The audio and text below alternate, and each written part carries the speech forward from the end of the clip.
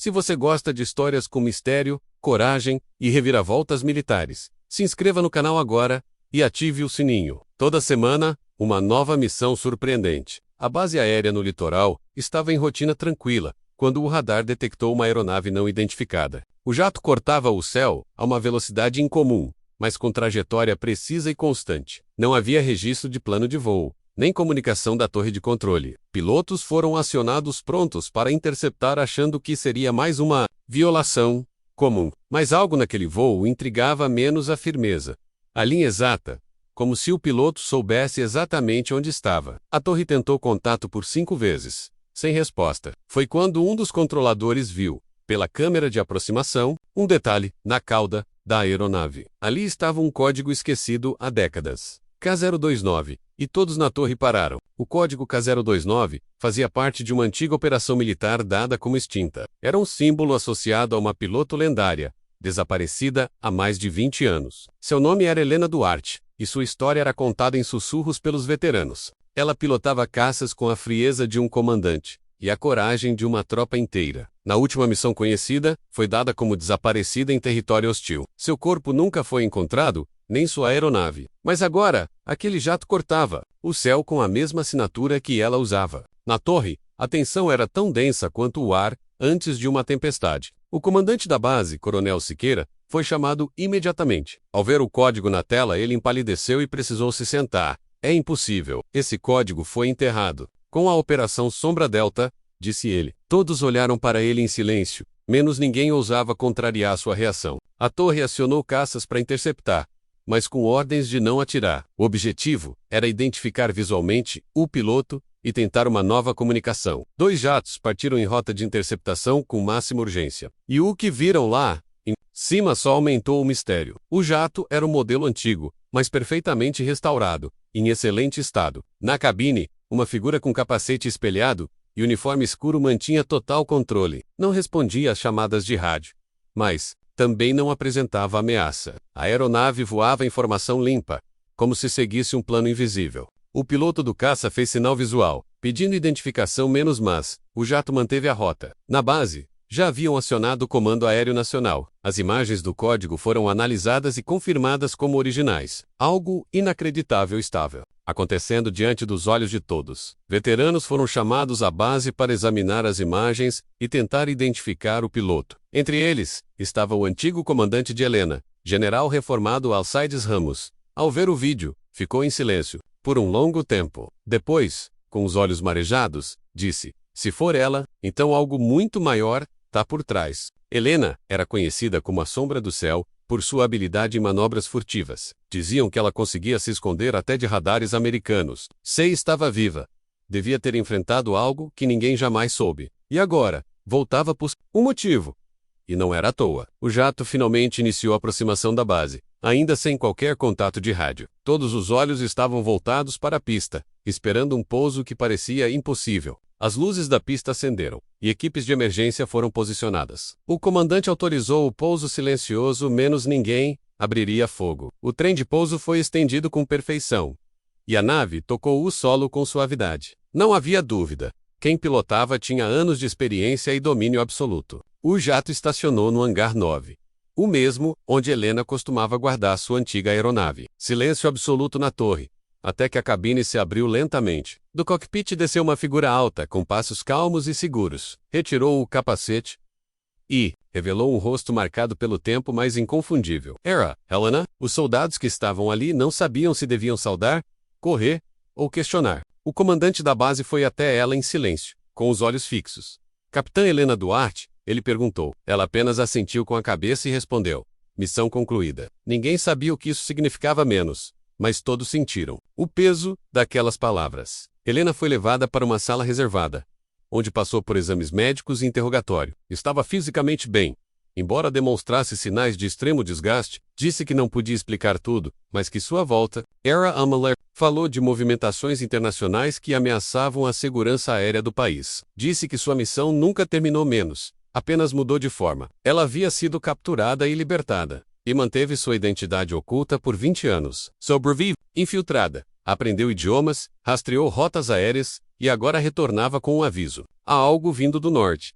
e não estamos preparados. A informação foi tratada como ultra-secreta pelo comando militar. O conteúdo do que Helena revelou exigia reativação de protocolos antigos. Ela entregou registros manuais, anotações, em códigos e até um chip com dados de espionagem. Tudo foi rapidamente enviado à inteligência da aeronáutica e das Forças Armadas. O que impressionava não era apenas o conteúdo menos, mas a precisão das informações. Helena sabia nomes, locais e datas de movimentações inimigas. E pedia apenas uma coisa: se era reintegrada por 48 horas para liderar uma operação preventiva. O exército hesitou menos, mas logo entendeu que ninguém mais poderia liderar aquilo. Se essa história te deixou curioso até aqui, Dexa, like e compartilha com quem ama narrativas de honra e mistério no meio militar. E claro, se inscreve no canal. Helena saiu da sala com o uniforme antigo, ajustado para a ocasião. Reentrou no hangar, onde o jato havia sido posicionado sob forte vigilância. Colocou o capacete, subiu calmamente e ligou os motores como se nunca tivesse parado. Mas antes de decolar, enviou um código de 3 letras para a torre. NDV. Não, Duxenvolter era o nome da nova missão. Ela sabia o que enfrentaria menos e talvez não voltasse. Mas partiu com o céu abrindo espaço e a base inteira em silêncio. A lenda havia retornado. E voava, de novo.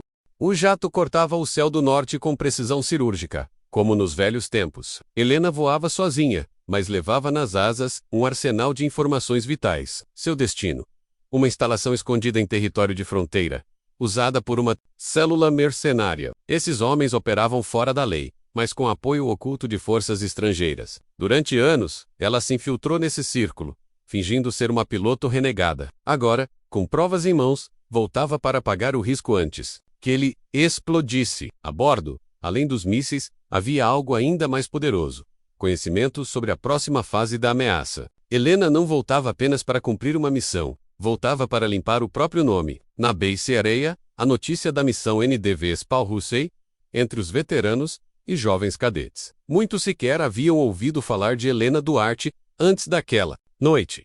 Mas os que sabiam se mantinham em silêncio reverente, como quem ouve uma lenda caminhar. Enquanto o alto comando discutia os próximos passos, uma tensão pairava no ar. Helena era um fantasma que voltava para terminar algo que ninguém teve coragem de continuar. Os satélites mostravam movimentações suspeitas perto da instalação que ela apontou. Drones foram enviados, mas foram derrubados antes de transmitirem imagens completas. Tudo agora dependia dela, menos e de mais ninguém. A aproximação ao alvo foi feita com silêncio absoluto. Helena desligou o transponder, voou baixo e cortou radares com manobras impossíveis para pilotos comuns. Chegando ao ponto designado, confirmou visualmente os alvos e fez as marcações. Ela não atacaria menos sua missão. Era mais sutil: guiar os mísseis da base com precisão milimétrica. Transmissões codificadas foram enviadas em canal de protocolo antigo, só reconhecido por satélites secretos. A base respondeu com silêncio. Confirmação máxima. Em segundos, 4 mísseis foram lançados de terra, e graças às coordenadas dela, atingiram com precisão cirúrgica os galpões da célula. Mercenary, se você ainda não é inscrito, agora é o momento certo. Histórias reais ou inspiradas em fatos militares, cheias de emoção e verdade, toda semana aqui no canal. Junte-se a nós. Helena manteve o jato em órbita por 12 minutos, observando a destruição. Sabia que os danos iriam muito além da estrutura física. Na verdade, ela derrubava uma rede de inteligência ilegal que se espalhava há anos. Com o alvo eliminado, virou a aeronave e iniciou o retorno para o espaço aéreo seguro. Mas foi nesse momento que os radares detectaram algo estranho atrás dela. 2 caças surgiram no rastro, sem identificação oficial. Helena, protocolos de evasão com maestria, mas eles não recuaram. Ela estava sendo caçada por alguém que não queria que ela voltasse viva. A perseguição aérea durou mais de 20 minutos. Em manobras arriscadas, sobre o mar, Helena conduzia como nos tempos de elite, viragens de alta força G, rasantes a metros do solo. Mas um dos caças era mais novo, com sistemas superiores de rastreamento. Ela entendeu rápido. Aquilo não era improviso, era emboscada. Eles sabiam que eu voltaria, pensou, enquanto cortava o mar com as asas. Sem armas suficientes para um combate direto, teve que usar o próprio céu como escudo. Conduziu os caças até uma formação de nuvens com atividade elétrica natural. E lá dentro, apagou todos os sistemas. Ficou invisível. Durante 9 minutos, voou no escuro absoluto, guiada apenas pelo instinto. Os radares inimigos não conseguiram rastreá-la. Quando saiu das nuvens estava, a apenas 60 quilômetros da base de resgate combinada. Enviou o sinal NDV-3, e a torre autorizou a aproximação. No entanto, ela sabia que não podia pousar diretamente. Os caças ainda rondavam. Pediu evacuação em protocolo. Bravo, pouso de emergência em pista móvel, num porta-aviões secreto. A manobra foi autorizada em menos de 5 minutos. Helicópteros de apoio já cobriam o céu. O exército estava com ela, agora oficialmente. O pouso na pista móvel foi tenso, mas executado com perfeição. Helena saiu do jato e foi recebida por um grupo de oficiais em silêncio. Ela não disse uma palavra até entregar o chip de memória com os registros da emboscada. As imagens mostravam que os caças pertenciam a uma empresa de segurança internacional, ligada a um político nacional. Isso explicava por que haviam tentado silenciá-la após o sucesso da missão. E pior, os dados indicavam que havia vazamento de informações dentro do próprio comando. Helena olhou nos olhos do almirante e disse: "Agora vocês entendem por que fiquei 20 anos fora." O silêncio foi a resposta. Uma força-tarefa foi formada imediatamente, liderada por oficiais da inteligência. Helena foi convidada a ficar como conselheira de segurança temporária. Ela aceitou, com uma condição: que nenhuma decisão fosse tomada sem transparência. Nos bastidores, nomes começaram a ser investigados, e alguns pedidos de exoneração chegaram em questão de horas. O nome dela era temido por aqueles que usavam farda para esconder crimes, mas reverenciado por quem realmente servia à pátria. Um grupo de jovens cadetes escreveu uma carta aberta pedindo que ela fizesse um discurso. E mesmo contra sua vontade, na frente de 300 soldados, Helena falou por apenas 5 minutos. Não falou de guerra, nem de coragem, menos falou de responsabilidade. Fardas não fazem heróis. Decisões fazem. Verdades pesam mais que medalhas. Aplausos tímidos se tornaram estrondosos, e a emoção tomou o ar. Para muitos ali, era a primeira vez que viam um verdadeiro símbolo vivo da força. Ela saiu do palco sem olhar para trás, como sempre, mas todos sabiam que algo havia mudado. Para sempre. A lenda agora tinha rosto, e estava viva. A Operação NDV foi encerrada oficialmente com sucesso total. Helena voltou à base aérea onde tudo começou, para um último relatório. Lá, encontrou o antigo comandante Siqueira, agora reformado, esperando por ela com lágrimas nos olhos. "Você voltou melhor do que partiu", ele disse. Ela apenas respondeu: "Voltei porque ainda precisa ser feito." Os dois se abraçaram, em silêncio, como irmãos de farda que sobreviveram a tempos que o mundo esqueceu. Mas o mundo não esqueceria mais. Helena Duarte estava de volta. E dessa vez, o céu sabia o nome dela. Helena passou a residir temporariamente dentro da base aérea, sob proteção e com acesso irrestrito aos dados da operação. Ela sabia que o ataque surpresa não era o último menos. Algo maior se aproximava. Uma nova ameaça estava sendo montada, sob o disfarce de uma parceria internacional. Ela já havia visto isso antes, quando atuava infiltrada anos atrás. Com os dados do chip, identificou 3 nomes-chave que financiavam a célula abatida. 2 estavam fora do país, mas um permanecia dentro e ocupava um cargo político. A revelação causou desconforto dentro do alto escalão, mas Helena não queria escândalo. Queria justiça e segurança. Em reunião com o Conselho de Segurança, ela apresentou o plano chamado Retorno Sombrio. Seria uma operação de dissuasão e contenção. Com base em dados e comunicação diplomática firme, Helena sabia como agir sem precisar de um único tiro. Ela propôs reativar uma rede de satélites de monitoramento tático da época da Guerra Fria. A tecnologia era antiga, mas confiável, e sem acesso dos grupos infiltrados. Em 48 horas, o sistema estava operando com apoio da aeronáutica. Em pouco tempo, comunicações suspeitas foram interceptadas e traçaram o caminho até os cúmplices.